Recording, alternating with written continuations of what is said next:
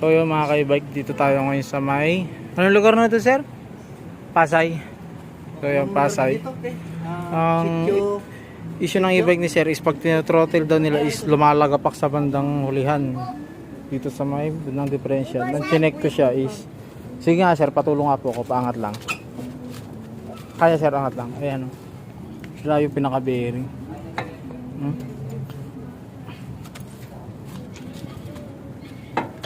Ayan. Kaya mga ka-e-bike, open natin siya.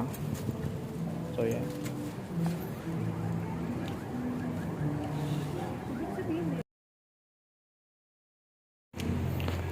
So yun mga ka-e-bike, nabuksan ko na dito sa bandang kanan niya. Ayan. Sa right side ng gulong. Ayan. Basag talaga yung pinaka bearing sa axle.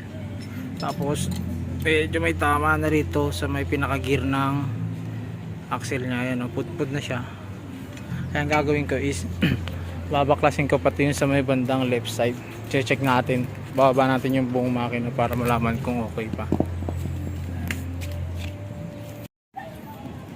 So yun mga ka-e-bike, nabaklas na natin yung both side ng differential axle. Kaya so yun.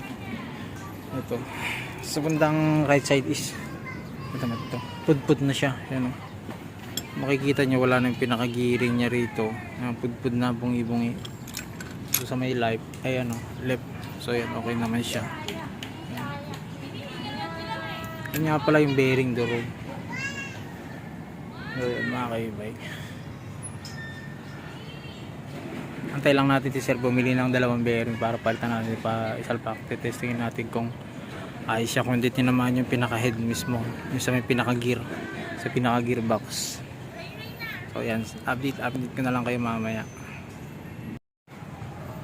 So yun mga ka-e-bike, antay pa rin natin sir. Pag hinahantay natin si sir is binabaklas ko yung pinaka case ng ng bearing. Yan. Ito kasi yan, dapat ganito. Ito naiwan to, yan. Kasi gawa nga ng basag na yung kanyang pinaka mga bulitas, yung bearing niya. So naiwan yung parang pinaka kopa niya, yung pinag-iikutan ng bearing. Kaya yan, napakahirap tanggalin. Hanggang ngayon, hindi pa tanggal yan. Hirap tanggalin. Pero yung isa is okay naman na siya. Natanggal ko na. Kasi gawa ng kinain ng kalawang din na yun, oh. So, hindi na lang sa may bandang right side ang tinatanggal ko. Ayan. Habang inaantay natin si sir, kasi si sir bumili ng dalawang bearing, kabilang pakabalitan natin yan. Yan lang mga ka-e-bike, update ko kayo mamaya. Yun na mga ka-e-bike, na-fix na natin yung pinaka-axle ng e-bike ni sir. Yan, yun sa right side.